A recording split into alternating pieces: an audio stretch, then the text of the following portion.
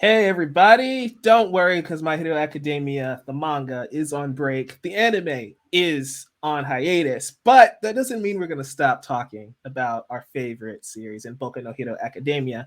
Joining me, as always, are my great friends Isaac Wolf and Leo Rydel. Guys, we had a special episode lined up for you because we were kind of just talking and we were going over like the craziest My Hero Academia theories we've seen online because the fandom community for My Hero is interesting. I will say that. So, Isaac, I'm just gonna start off with you, man. Like, first off, how you doing?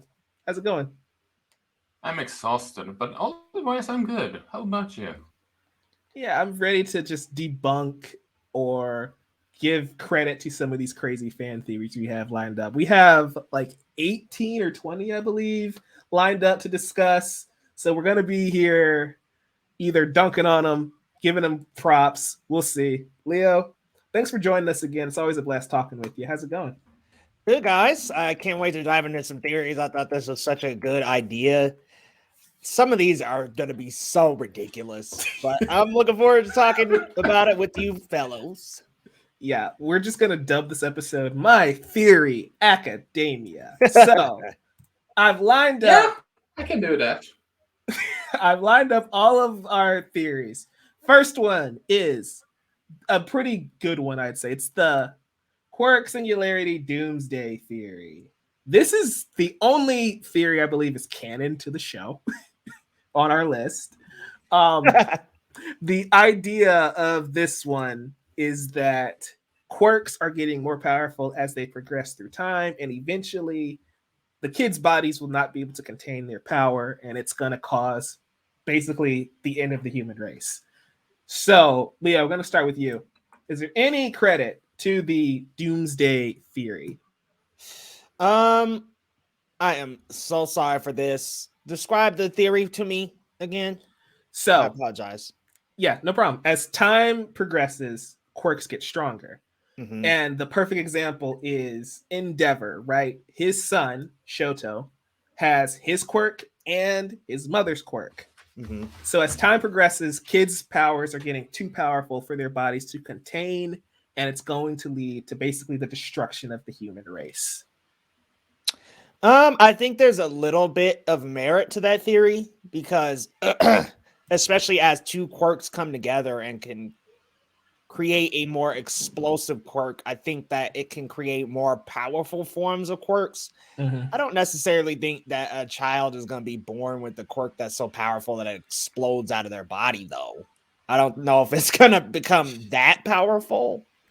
But I do think that, yeah, the more the generations go, yeah, the more powerful the quirks are going to get. It's almost like I'm not going Naruto this time, I'm going Dragon Ball Z. It's almost like in Hey, Dragon Ball Z when it's like a half Saiyan, half human, they end up becoming stronger to a certain degree. I think that this is kind of the same thing when you blend two quirks together. You blend two strands of different abilities. It could create something more powerful than either of the quirks that formed it. But as we've also seen, there is the possibility to even be two quirk users and have a quirkless child. So I yeah, think that you can't necessarily like pinpoint and say that this is like, oh man, it's definitely going to become true. I don't think it means the destruction of human society, especially with the class 1A and how they're going to likely change hero society and how we're going to view heroes. I don't think it's going to lead to the destruction of human society or anything like that, but I do think quirks are going to get more and more and more stronger as the generations expand. yeah. Isaac, what about you, buddy? Well, it's isn't there a sort of like a tie-in rumor?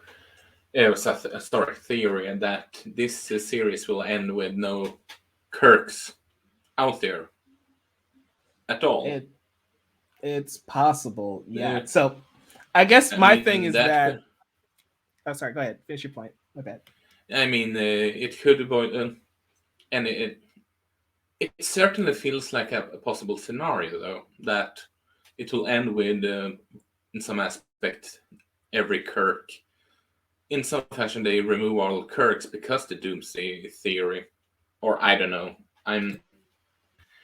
You have. If the Doomsday theory is true, I figure that they must end in some fashion with no one having Kirks whatsoever then. Because otherwise, how the hell are you even supposed to end this series knowing that they are living on borrowed time or whatever you want to call it? To quote the great Mark Ruffalo, in this one, everyone dies. Like, you could just say it's gonna be dark. It's gonna be dark and they all die. Like, so I think the Doomsday theory has some merit in the sense that look at like I think Deku and Class A are like what, fourth generation Quirk users? And Eri is like considered a fifth generation Quirk user. Look at Eri's power compared to like Kirishima's power, right? So what does Eri's grandkids look like? That's the thing. And it's like, Yeah. as time progresses, these quirks are getting crazy. So it's like, yeah, it's nothing that's going to happen right away, but I think it's merit to things are going to explode and be insane. Like one character in the series already, Yuga Aoyama, his quirk was already not fit for his body. Deku could barely use one for all. And so it's like, this is a spoiler cast. If you haven't read the manga, you guys, just FYI, bounce now because we don't want to accidentally ruin anything for you.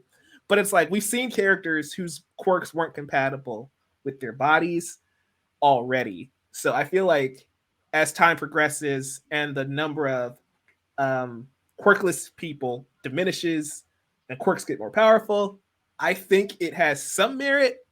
But I feel like there's gonna have to be something you can do to lessen somebody's power. Like Eri, for example, you were talking about ending the series with a quirkless society.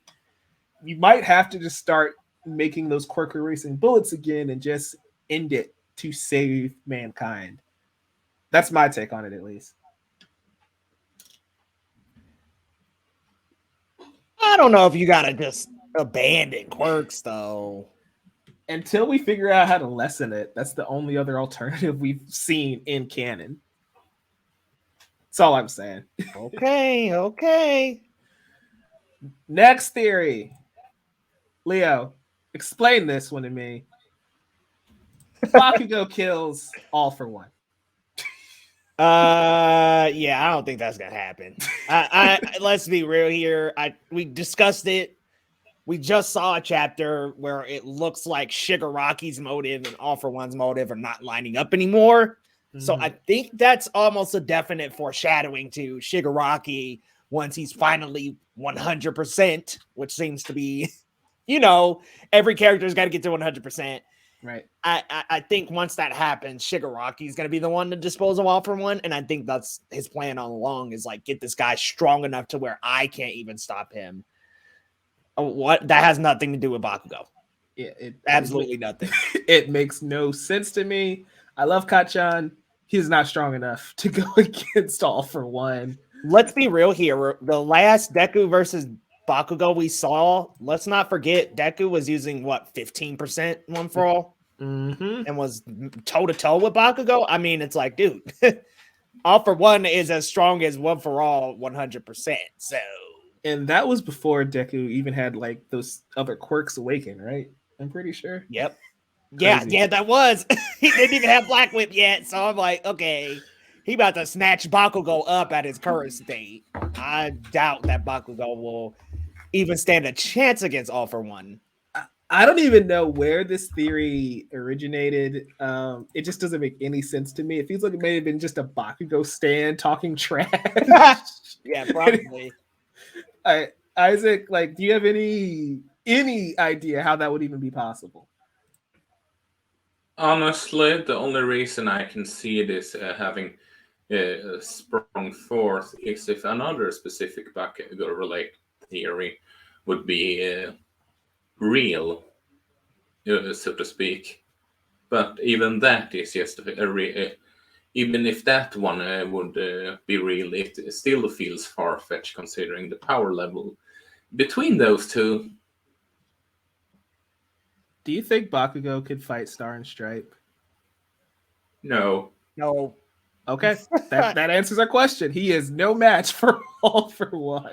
Let's be real. Star Stripe could just say Bakugo cannot use explosions, and Bakugo is basically useless. Yep. But if she knew Shigaraki's name, yeah, forget it. I'm still pissed off about that chapter. Let's go. Next theory.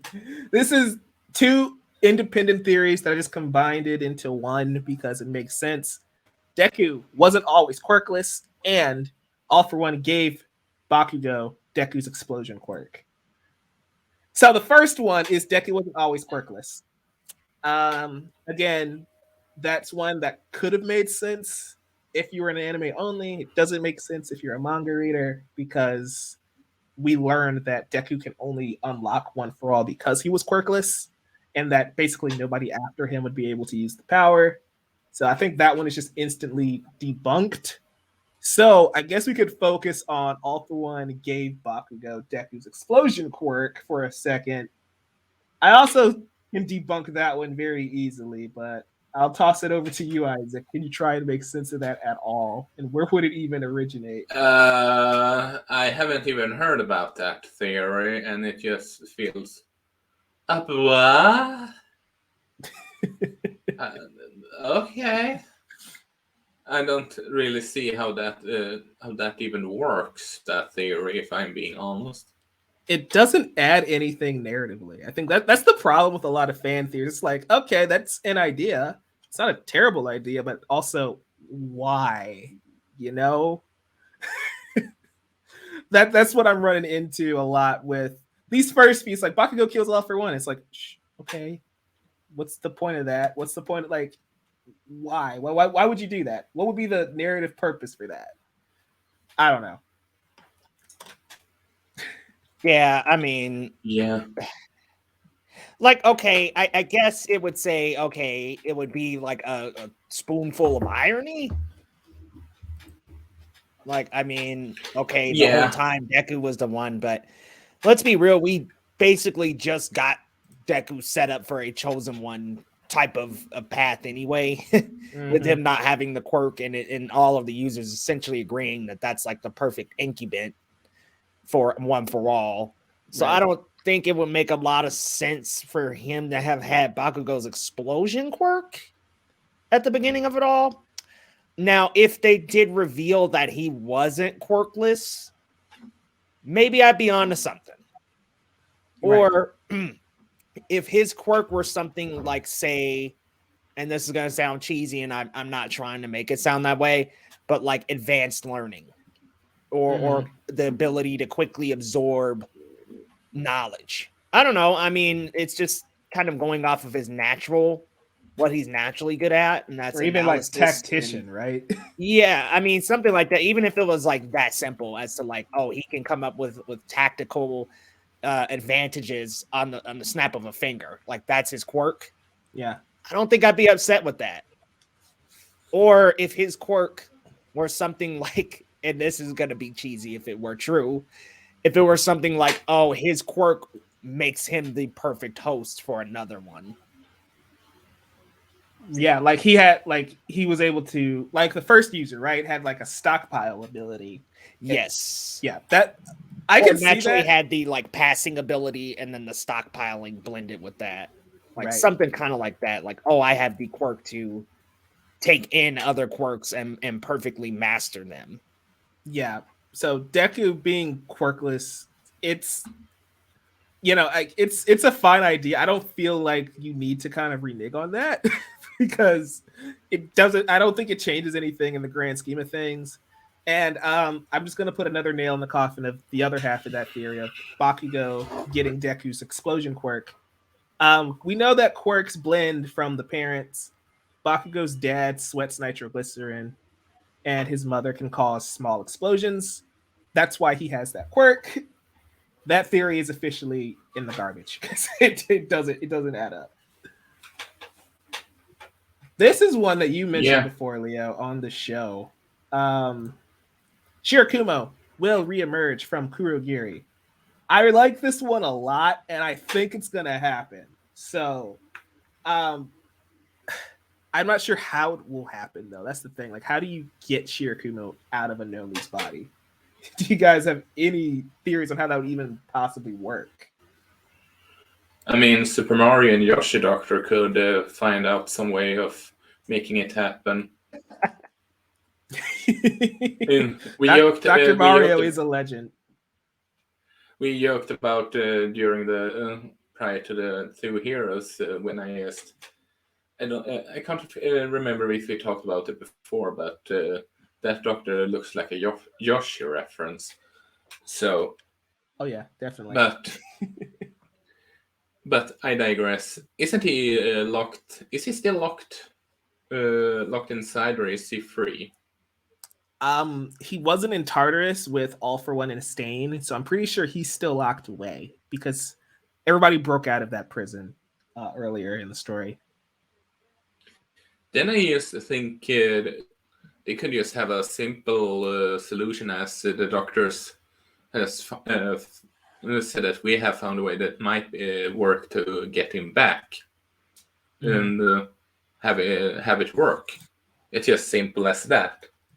Considering they are studying him and trying to figure out how and why and all that jazz. So it could just be as simple as that. Definitely. I think it's very likely that they get to save Shirakumo. I don't know if he gets to stay around. Like, Right. yeah, like I feel like there's a chance that he helps them. He dies in the process, but that's like the hero's trump card, right? Because he has the power to warp. Imagine being able to warp straight to them. That's something to keep in mind. And I didn't want to bring this up on our chapter reviews because I knew we were doing this episode, but it's like that might be Aizawa's plan, right? Is to teleport right to where the villains are and get a jump on them right then and there. Yeah, I mean that's very possible. Definitely. Or it could even be a case of like they save their friend and he finally can like rest peacefully, you know? Yeah, it's possible. Doesn't always have to be this grand giant reveal, you know? It's just like he can rest now. Right. Like, oh, you know, our friend did end up dying heroically before. So it was like, okay, now they can put him to rest so that he's not used for the villains. Exactly. So it's another Aizawa-esque theory. Are these two related? Shinso. I don't think Aizawa has bumped uglies, although because, well, let's face it, he liked to do some redesign. I wouldn't say he's a Kiratirama lazy, but he clearly, yes, I said it. But he clearly uses his other designs to other characters as a reference and all that, yes.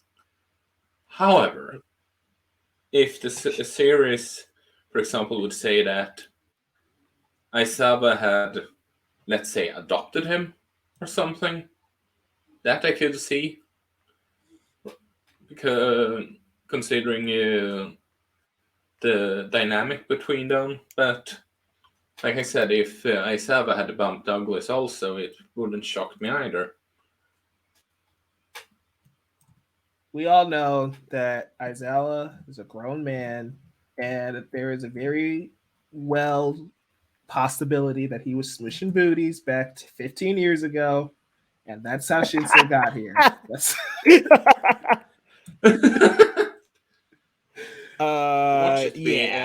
You can't sit up here and tell me Aizawa wasn't out here getting it. Yeah.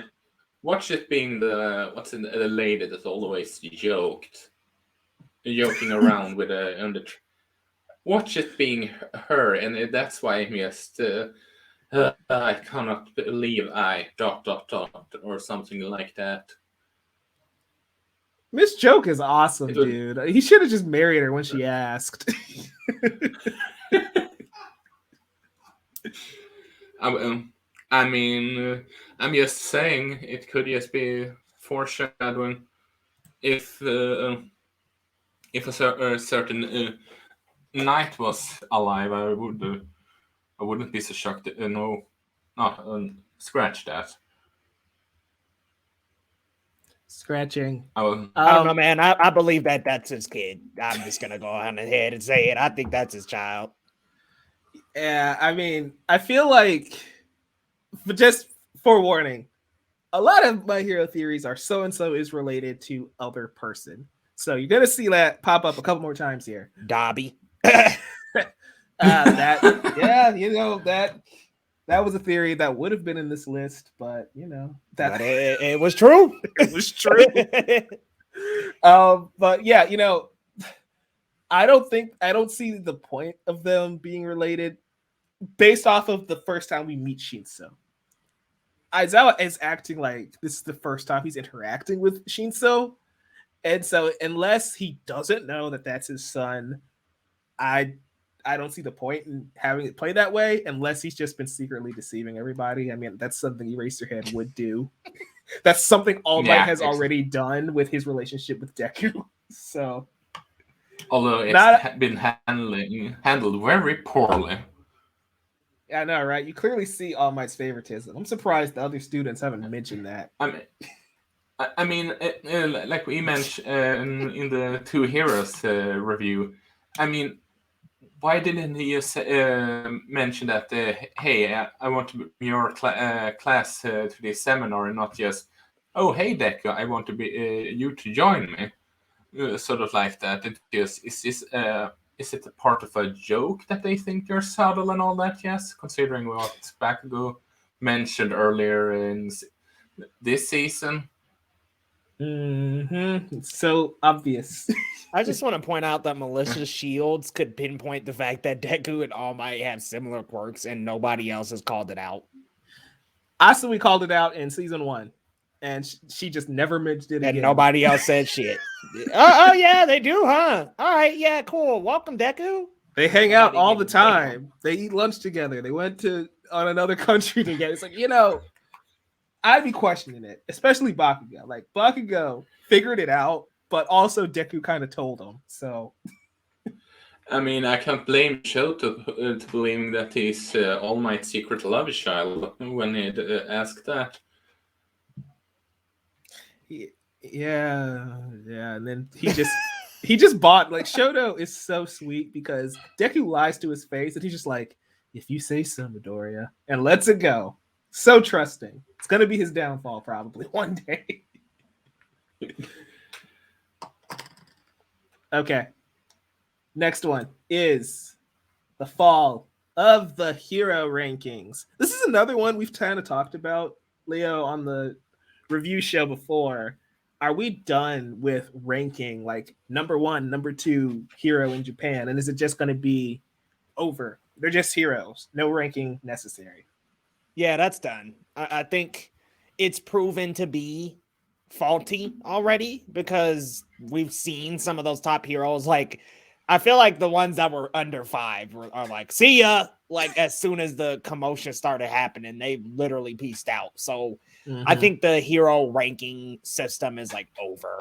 Let's be real. This was just an Instagram fame type of system anyway. So It served no purpose to true hero society. And I think that even the kids are starting to see that, like, oh, being number 1, 2, 3, who cares? As long as you're a hero, doesn't really matter. Exactly. Unless it counted as a paycheck, but I doubt they're going to be paying heroes much anymore nowadays. I'm sure they was cutting some checks for the top 3. I mean, but I doubt that's going to happen anymore. I'm sure, because just look at Endeavor. He's like, I'm going to build you guys an entirely new house. He just, on a whim, he was going to build a house. Because dude is probably loaded being number 2 and now number 1. Isaac, is the concept of hero rankings over? And was it something that we even needed? I mean, yes, I think it's over, but it just put the reason. I think the reason why they shows the whole ranking system is sort of like I should put it, the social commentary about how broken or maybe corrupt society can become or something. It was in some aspect you can see that superhero wasn't just for being a superhero. For a lot of people, it was just a job that it took.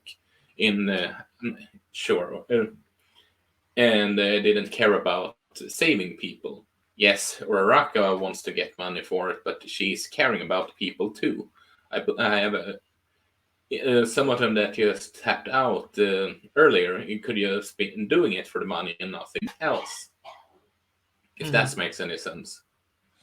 Yeah, totally. So, I'm glad you mentioned that because it's flawed, right? Based in the world of My Hero Academia, it's not really being a hero. It's being an athlete, right?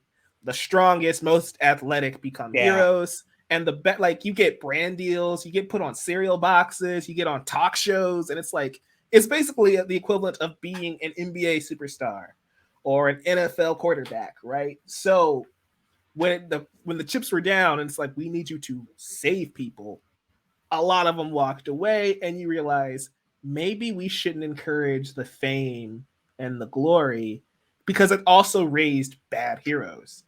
Endeavor lost sight of that, and he became obsessed with just passing All Might. Bakugo, the first time we meet him, he says he's going to be the richest hero. Mineta is only here so he can pick up women, and it's like the system is bringing up bad heroes, which is what Stain's entire ideology was. So, do you think it's really interesting the idea of like maybe we should do away with that? Yeah, it's tired. Yeah. It's just it's only for, and it almost is a play on on actual modern society and how we've come to praise influencers. It's the same deal of looking up to those people, wanting to be those people. It's the same type of thing. It's like these heroes, when it came down to brass tacks of actually doing what they wanted, they scurried on out of there, didn't they? Yep. So it was all for the fame, man. It was all for the image. And that's got to break down. Money. Okay there, Jesse J. Next one. This is a wild one. So let me set this up. All Might killed All for One in their battle before the series started. And the All for One we've been following is secretly a Nomu, which has major Madara Uchiha vibes from the end of Naruto. And I hate this idea because it's like we've been following a Nomu, a corpse, this entire time because he lost to All Might and the doctor revived him. No. I don't believe it would do. Okay, Leo, yes or no? Isaac is a flat no. If you wanted to tell me that maybe he killed him after United States of Smash, maybe I would be down. I think that would be kind of interesting, but we saw them hauling All for One off, so that really wouldn't make a lot of sense. Yeah, so the timeline for that is they think it's the fight where All Might lost his stomach before he meets Deku is when they think he killed him. I think you would have some kind of line of dialogue of All Might being shocked that All for One came back. Yeah. Like if he killed him, I'm like, all right, well, he would probably be like, how the heck are you back? like I took care of you, man. Like, no, I don't think so. Nope. I think he defeated All for One, but didn't kill him necessarily. If it was that being the case, that he is just some resurrected corpse, then he might as well go all in and make the Doctor Emperor Palpatine of this franchise from episode 9. You see, Isaac, the dark side of the Force is a pathway to many abilities. Oh my god. Okay, so if it were just a Nomu, Shigaraki will wipe that thing. Yeah, it's stupid. I'm with Isaac. It's just a flat no. I don't get the narrative purpose of I wasn't even alive this entire time. Like, who cares? Yeah, nah. Okay. These two are related. I don't know why. I don't know. People think these guys are related. Deku and Bakugo. Cousins, I guess. They think they're related? Cousins. I think it's brothers. Brothers. It's I mean, it feels more plausible than All for One being a Nomu. You're not wrong there. It would just, I mean, it doesn't serve any narrative purpose from what I can think of in regards of the story.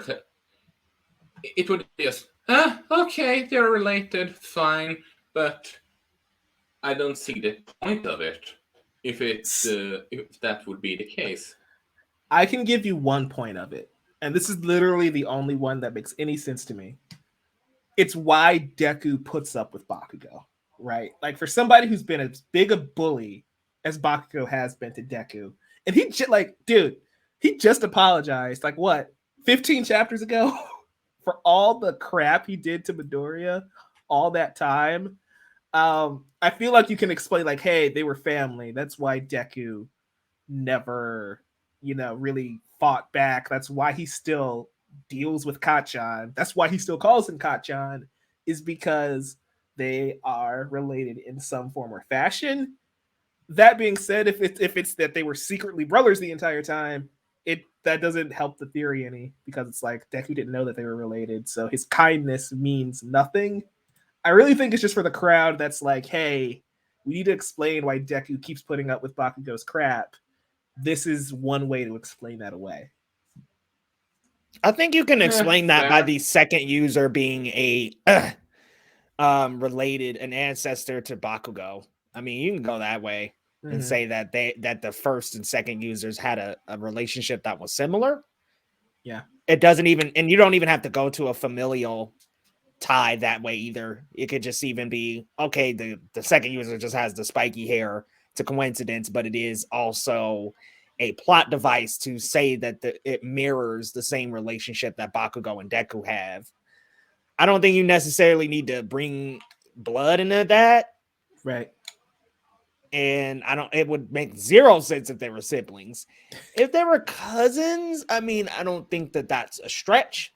Yeah. But again, does it lend to the story much? Not really.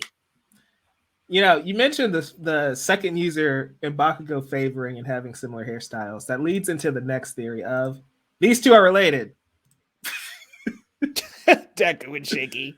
And I feel like this only exists because All Might himself keeps pointing out how Deku's mom looks like Nana Shimura. And so maybe they were sisters or something. I don't know. I don't really get the point of that, but that's another one. Isaac, yes or no? I mean, that one has some more merit in comparison, I suppose, considering what you just said, because then you can say that his remarks about how similar they look could have been a foreshadowing to it all, even if it just at the same time, just their upbringings alone feels like it could be enough to reflect on each other instead of just being related. You don't need to have you don't need to be tied up like that in order to have as much impact as their, I wouldn't call their relationship, but you get what I mean. Yeah, I do. But like Leo was saying, in the other segment with Bakugo, you can have the parallels and the mirroring of each other, and it doesn't really have to be by blood. I just don't get the point of making it a relationship by blood. So, yeah. Yeah, me neither. But like I said, considering how often he has mentioned that his mom looks looks just like her, then there is an argument to say that okay, he has hinted towards it the entire time. So okay, I can buy that in that regard. Leo, If no that makes chance any that they're sense. related. I actually like this theory. And the reason why is because if you have, I think what it would do for the story is it would show that you could have two characters related, one who is given a very powerful quirk, one that's quirkless, and society seems to view the quirkless as more weak, but in this case, that's not true. And I think you could have this scenario where it's like, oh, the kid that didn't have a quirk actually had the better upbringing, as opposed to the kid that was all powerful, had this amazing quirk, and this tragedy happened to him. I think that I agree with you guys that it's not necessary, but I think if it was a reveal, I wouldn't be upset. I'd be like, oh, that's kind of cool that they were in the same family tree and had such different upbringings based on having a quirk and not having a quirk, because like it just seems to be that quirk society looks down, or Bakugo at least looks down on people who don't have quirks. Yeah. We don't have this theory queued up, but I feel like this is a perfect time to mention it. It ties back into the Deku was quirkless type of deal, or Deku had a quirk type of deal. The theory of All for One took Izuku's quirk and gave it to Tomura Shigaraki is one that floats around. Because the anime didn't show this during My Villain Academia, which is why I keep saying, go read My Villain Academia. But All for One visits Shigaraki's house before he decays his family, the same day he decays his family. So the idea is that Shigaraki didn't have a quirk. All for One gave him one, whether it's Deku's or not. I just think that's really interesting of how they're both are receiving power from One for All and All for One. Yeah, I don't know how I'd feel if like Deku, if it was like taken from Deku, given to Shigaraki. Yeah, I don't think that would be good for Deku's arc at all. But it's an interesting idea of that Shigaraki didn't always have that power, and it was a trap. I like that idea. I don't really like the idea of it coming from Izuku. Yes. I think that it would be cool if it was like, oh yeah, like All for One gave that to him, and then that was his descent into darkness. Like he saw the darkness in this boy, took advantage of Shigaraki as a child, and gave it to him in secret. That's cool. That would add to their characters, I think. But if it's like, oh, he took it from Deku and gave it to, what does that really do for Deku's character? Nothing good. It would also lead into a theory we have queued up in a little bit, but we're going to move on to this next one of All Might dies at the hands of All for One and Tomura Shigaraki. Isaac, yes.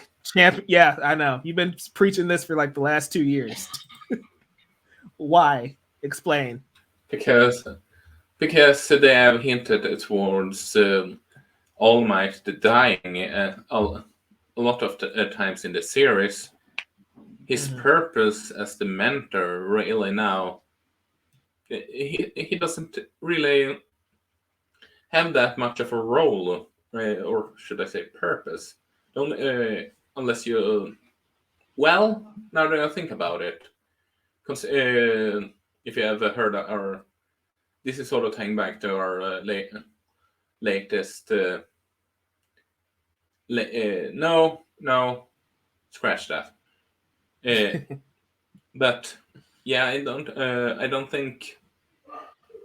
I think he has done his purpose.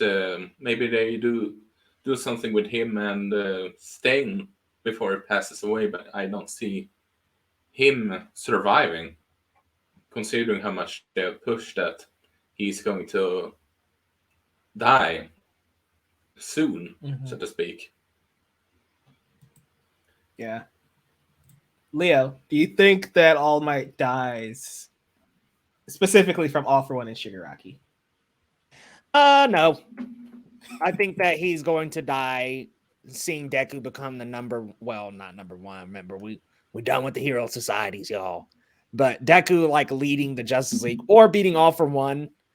And then it's like, okay, he saw his dream realized. Like I just kind of think that there's no reason to bring All Might back onto the battlefield.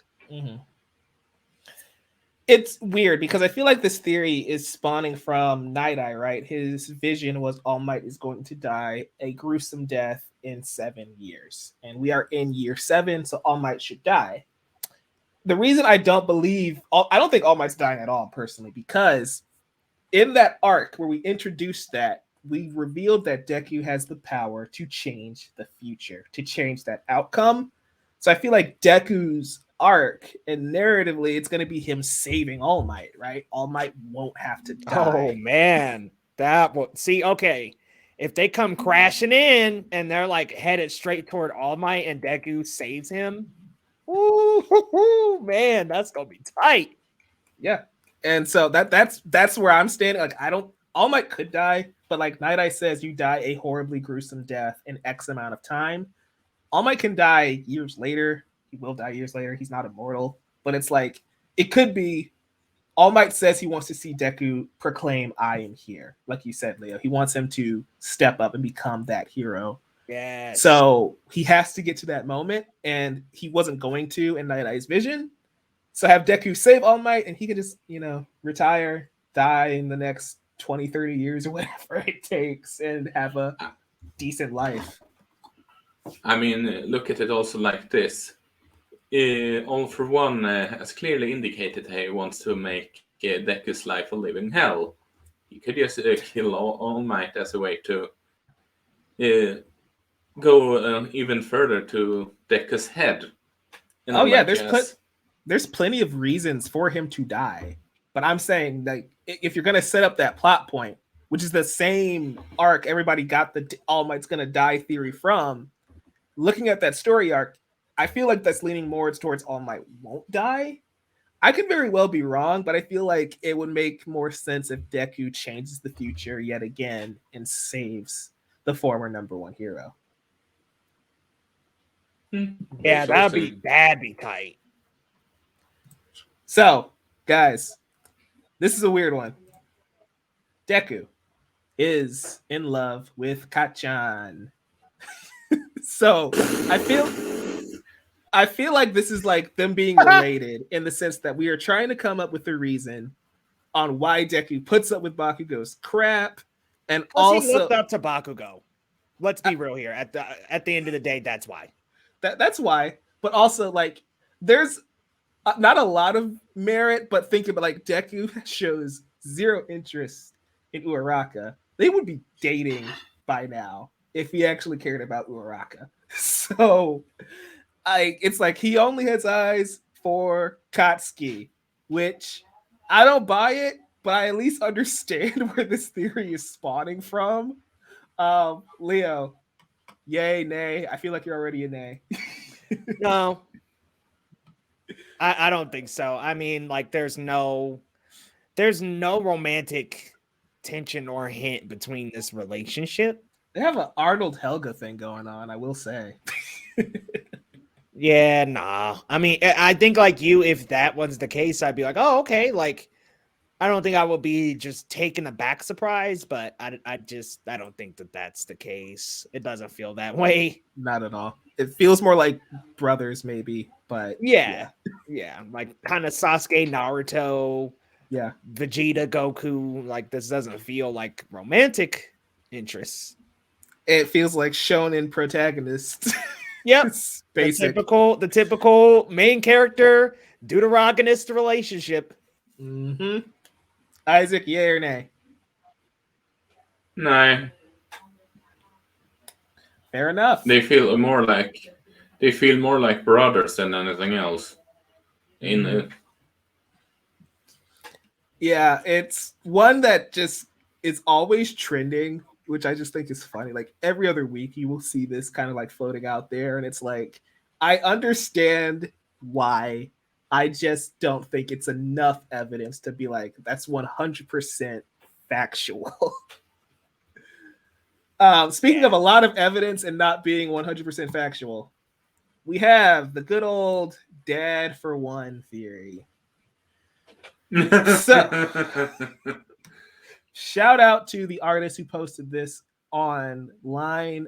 Unfortunately, it just showed up in Google Images and I can't credit you properly, but like, I think this theory is interesting because All for One could have had that fire-breathing quirk that we know Deku's father has.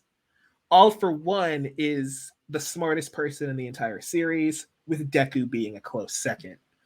All for One could also feasibly lied and said he's away on business when he left Inko and Deku after All Might smashed his face in, like 10 years ago. So I understand why people might think this is a thing. Also, Horikoshi's love of Star Wars. I still don't think it's going to happen because I feel like this would be awful to shoehorn in now. You probably could have done it last year, but it'd be too random for me now. What do you guys think? I mean, it would explain why you had never seen his dad. And like you said, Horikoshi is a big fan of Star Wars. I am with you that it would feel random right now, so far into it. But at the same time, I would considering those two things. You never seen anything from his dad. We know that Deku is extremely smart, just like All for 1 and 3 Horikoshi is Star Wars fan. So I wouldn't be surprised if it was the case, but I wouldn't be surprised if it wasn't the case either. Yeah, if that makes any sense. I'm in the same boat as you. I'm going so far to actually. Didn't Horikoshi said a while back that they are going to introduce his dad? He said that we are going to see Daddy Midoriya before the end of the series. I still stand by like Deku's narrating this entire story. I feel like this is him telling his dad what has happened his first year at UA. That's how you end it. That could be the case. I will agree, but I will go so far actually to say I can see the whole dad for one theory being. I give it 50-50 actually. That's very high considering we've been debunking a lot of these. Leo, yay or nay on dad for one? Lukewarm. And the reason being is just because of how much Horikoshi uses Star Wars and Marvel references in his stuff. I'm like, okay, if dad for one is true, then that's Darth Vader. Right. It would explain why Deku's dad is missing from it. I don't think so, though. But part of me wouldn't be surprised if it were the case. And he just was like this guy. Think about it. What All for One doesn't even have to be his true form, right? Around Deku's mother, he could have just been this dude disguising himself the entire time, and that's it. I mean, that's what he did when he visited Nana Shimura's family, right? When he met Shigaraki, he was just being a normal guy walking past. And that's exactly what could have happened with him and Deku's mom, and they got involved. He went that whole relationship and one day duked out, said, I got to go to America, and then never came back. Yeah. The only thing that goes against it is honestly, what was his purpose with Deku? Deku was hot. That's... Oh. Yeah, I mean, that's... Don't you think he would have potentially addressed Deku's existence a little differently? Like, I feel like it would have been something that Shigaraki knew or something. Like, I just would not see the point of him holding that from everybody else. Yeah. I feel like he would have brought it up by now because he's fought Deku. Like, if it was before it, like he does the Vader of I'm your father. But he's fought Deku recently, right? It was like last year with Lady Nagant, he ran into Deku. And so I feel like that would have been the moment. And if you didn't drop it during that moment, I don't think it's happening. It doesn't exist. Because I feel like your window of opportunity to make that work has passed by multiple times. And you might be able to squeeze it in this year. Because again, 1 year of My Hero left, apparently. I just don't feel like it would make any narrative sense to have that. Like, what does that do? Does that make Deku not want to kill All for One? I don't know what will be the purpose of it. Yeah, I mean, there really wouldn't be too much of a purpose. Like, oh, yeah, the villain's child is the number one hero. I mean, you could do the Palpatine thing of like Deku's a clone of All for One. Stop. Oh, Oh for my god. fuck's Oh sake! god. No. No. Oh no. Why you booing me? Like, I'm right. I would quit. I would quit the show. I'm like, I'm done. It's Batman Beyond all over again. Oh god. Well, I mean, look, yeah, no, I'm gonna leave that one alone. This is a theory that I had for quite a while. It's that Himiko Toga and Nato Monoma are siblings. So my basis for this theory, and I found out that the internet agreed with me. This was a theory I had when I was an anime only, so I didn't know what everybody else was saying. But their quirks are very similar. He has the ability to copy somebody's quirk. She had the ability to steal somebody's appearance. Now she has the ability to copy that quirk as well. They're both blonde and a little crazy. Are these two related by chance? Do you guys think? I think it's certainly possible. And I honestly feel like if they were and they ran into each other and he accepted her for who she is, it would be something that her character needs. Mm-hmm.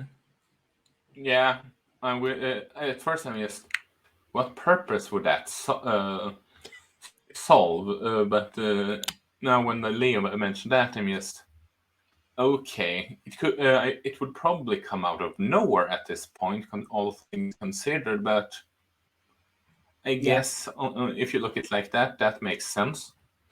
This is a theory that kind of stemmed out before My Villain Academia happened. So yeah, it's probably like Dad for One might be a little too late to introduce that idea, but it hasn't been debunked. So I felt like it was still worth talking about.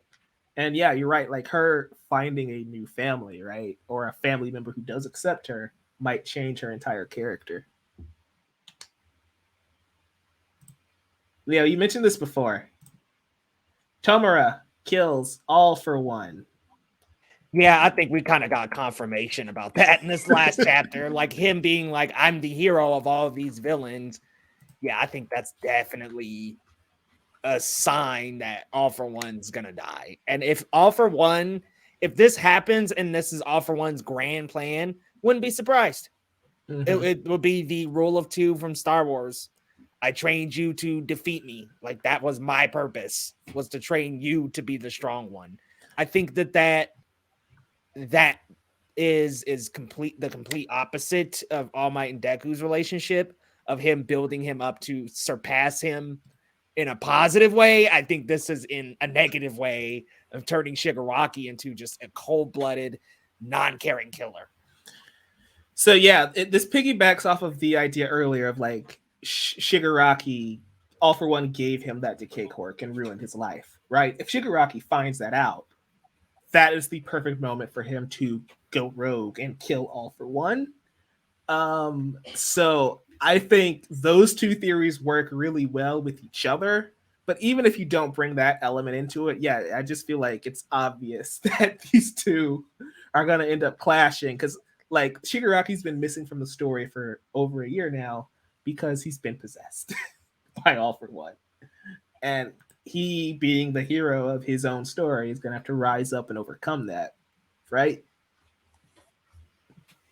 Right. Yeah. I think that's kind of where we're going here, is you have the building of the proteges, and one's a negative, one's a positive, and it's pretty clear which one's bad. And I think Shigaraki's not going to really hold back, man. Like, I think it's just going to be like a one and done. All for One's dead, and that's it. Yeah. What do you think, Isaac? I mean, the only thing that makes me wonder is, if he kills All for One, how do they count in as what makes Deku the greatest hero? Is it because he saves what is his real name again? It escapes me. Before the one before Shige. Tanko Shimura. Thank you, Shimura. Thank you. It does become the greatest hero because he managed to quote unquote save Shige as in Toga, and he is snapped back to normal. Like I said before, I could easily say that sort of like All for One taking over the body. But in a moment, Toga gets control of the body again and just take them down with each other, so to speak, instead. It's possible. Kind of Definitely way. possible. I can see that. I mean, because quite frankly, even if Shiggy is killing All for One, I don't see how Toga nor Shiggy is surviving this series. Because if Shiggy takes down All for One, he will take. It will be I taking you with me kind of a thing. I just don't see him surviving the series, considering you can't really redeem him, even if you can have him allow him to just I end on my own terms kind of things, if that makes any sense. Definitely, I can see that. That does make some sense. Our next one is: do Stain and Gentle switch sides? Do they join the heroes in this final battle? Yes. Yep. Yeah, At least I think we Stain. all agree. Especially Stain. I think he's been revered as this like hero killer, and I don't think that's who he truly is. Mm-hmm. So I think that's what we're gonna see come to fruit. And he's already talked to All Might, so he's definitely a part of this plan. Which it's like, okay, the plan that they revealed, I wonder if it's just kind of this like decoy plan of like, oh yeah, this is, they know it's not gonna work. And Right. Stain is somehow involved in the underbelly of this plan. It's like the beginning of the Not to Suicide Squad. You got your fake team and your real team. Yep. Not to mention the quote-unquote corrupt heroes are now gone. His mission in that regard has, in some essence, been fulfilled, and now he can help what he would call the real heroes. Makes sense. Okay, I think So- Gentle can join too, because isn't he like working with like whoever Hawks works with and Lady Nagant, like that agency? I'm pretty sure they kind of picked up Gentle at the end of that arc. Honestly, I have totally forgot about Gentle until you mentioned him.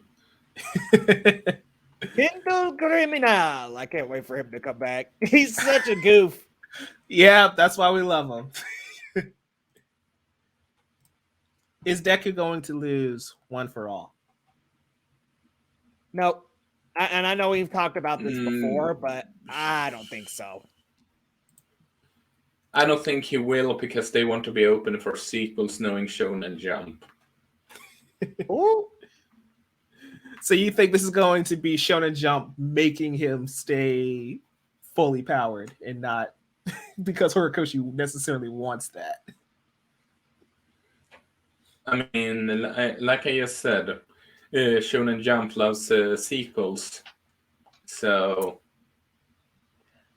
I think it's like, out of all the theories we've talked about, I think this is very likely near the top for me if things that can happen. The problem is, like, this picture I'm showing is from a little movie called My Hero Academia Heroes Rising, which is fantastic and you should check it out. But also, we already kind of did the thing of Deku loses the quirk and then gets it back. So I don't know if you do that again. Either he loses it permanently or he doesn't get in danger of losing it at all. Okay. These are the last two, guys. All right. Oop, that one. Last three. Endeavor is Izuku's father. Don't we have enough? Don't we have enough Todorokis running around? I mean, let's be real. Honestly, I think All for One being his dad makes more sense. You're not wrong. This is. I don't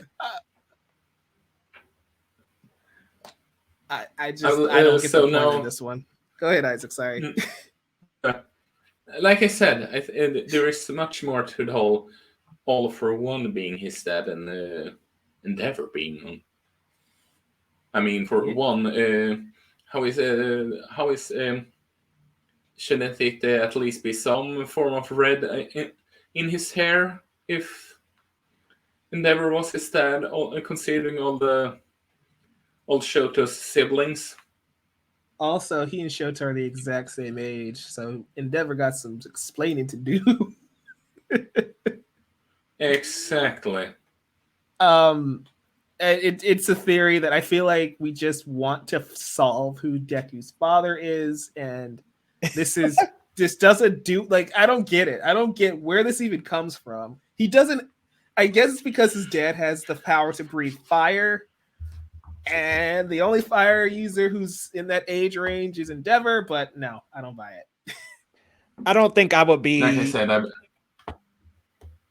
I don't think I would be upset necessarily. But yeah, I don't really buy that. I think that Endeavor, I think that would be one more thing on his list to redeem. You know what I mean? Like it'd be like, damn, I mean, okay, so imagine he confronts Dabi and it's like, oh yeah, I actually have another son. Like, then that just really messes and mixes up his current redemption arc. I just don't think it would help the story at all. How does Deku being a Todoroki help anything at all? Also, I feel like everybody forgets this little detail, right? I'm pretty sure Deku knows what his father looks like. Yeah, that's too.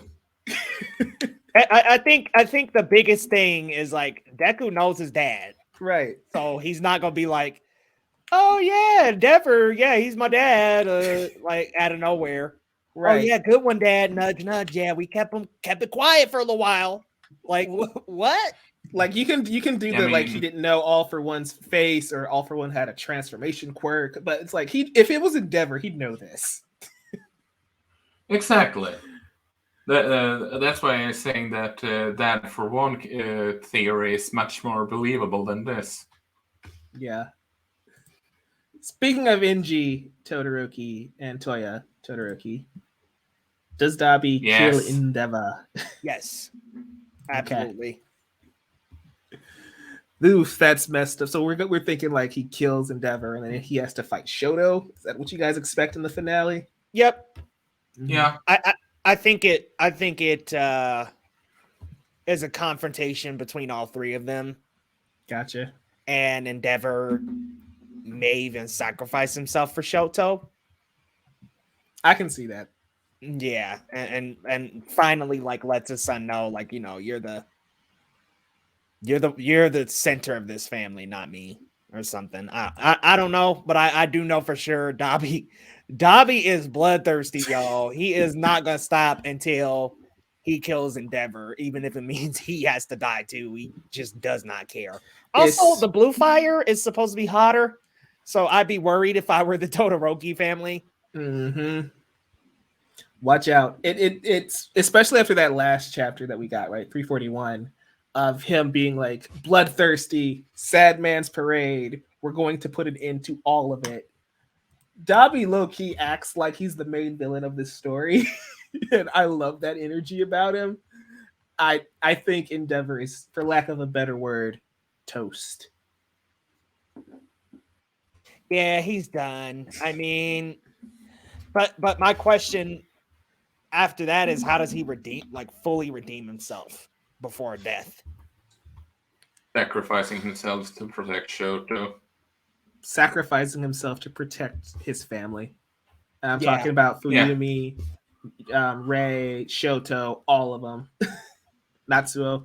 Okay, then okay, to that point, does that mean the battle is at the Todoroki household? Oh, now that'd be spicy. I love this idea.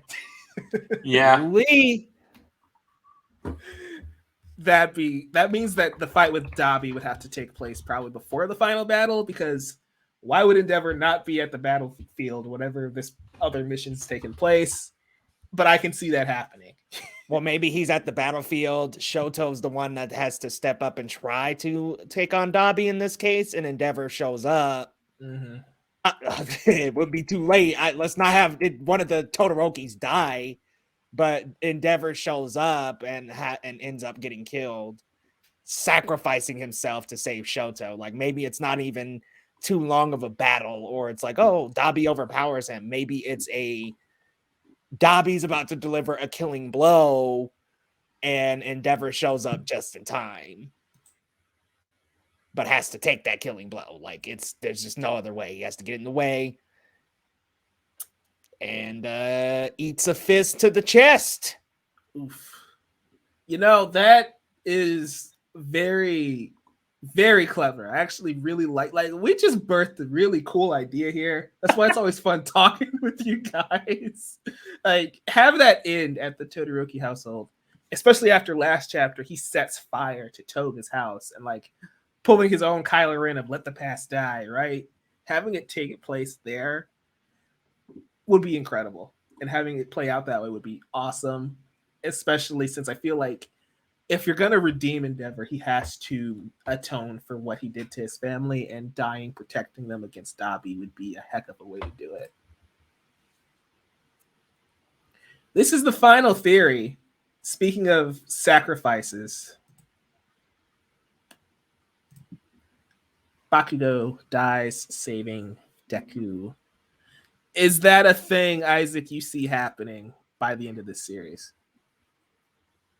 Considering he jumps in front of Shiggy before, and the sort of like the protection parallels with the second user and the first user, I wouldn't go so far that I'm dead set serious like Endeavor sacrificing himself to protect his family from Dabi, but I would go it's on par with Dad for One theory, 50-50, honestly. Dang. What about you, Leo? Yeah, I was just of all,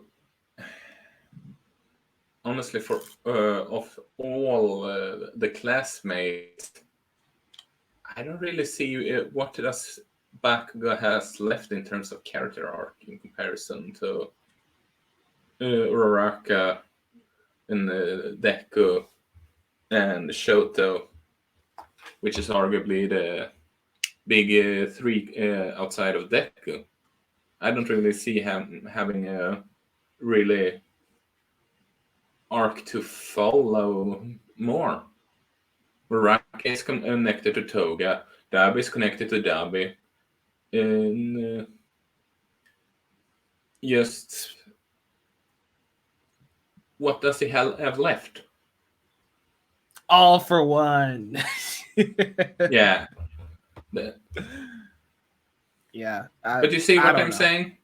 Yeah, I totally get it. It's like his character arc is complete, right? That makes sense.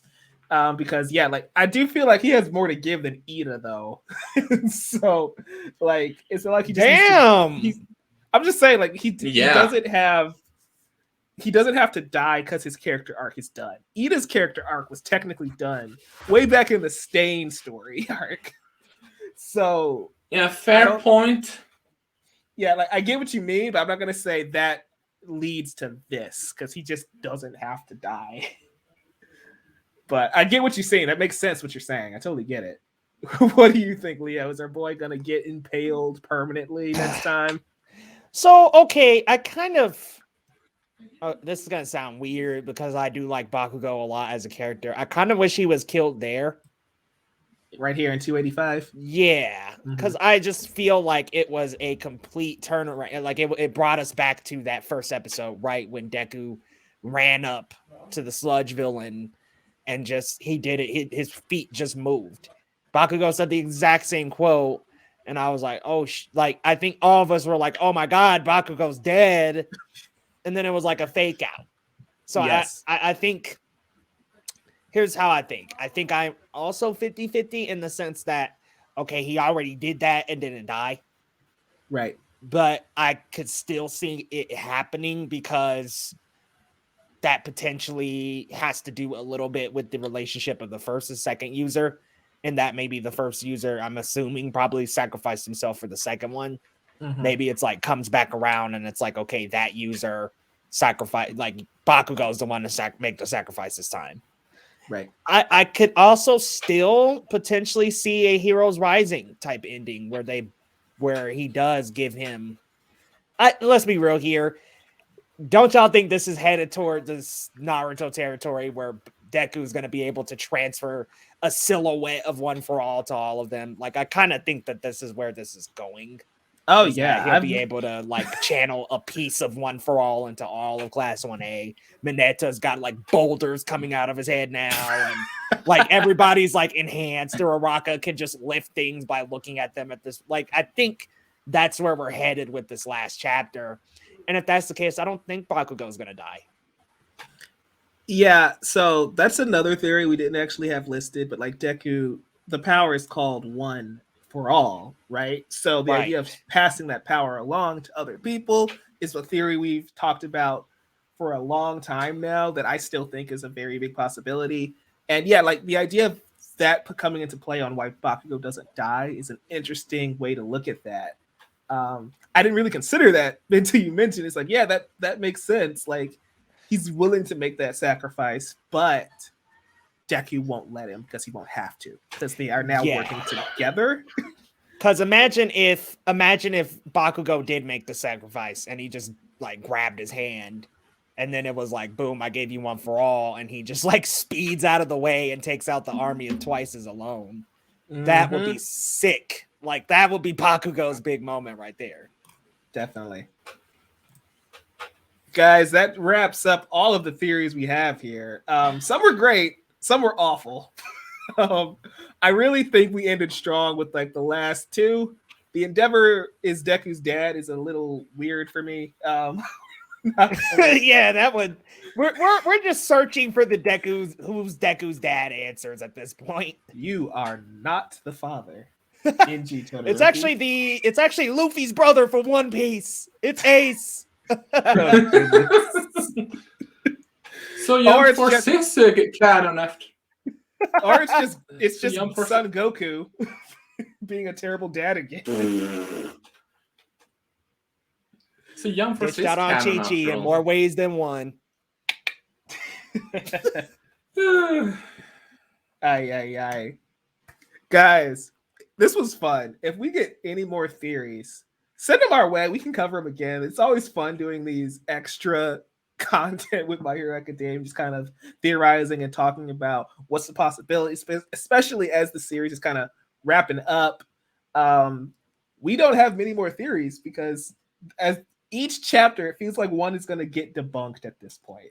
And so if you guys have any theories you want us to cover, let us know in the comments. Let us know on social media as well at Amateur Otaku Pod. Isaac, you got anything else you want to add, buddy? No. I really don't have anything currently, at least. Okay. What about you, Leo? You know, I think that some of these theories are going to happen because that Dabi one happened. And I'm like, I don't know. Is Horikoshi like scattering the internet and just picking the best ones? Like, I think I'm going to go ahead and squeeze that in the story somehow. He said that before, and that's what scares me. Okay, see, here we are talking about this. All right, Horikoshi, if you're listening, we definitely don't want All for One to be Deku's dad. We're begging you.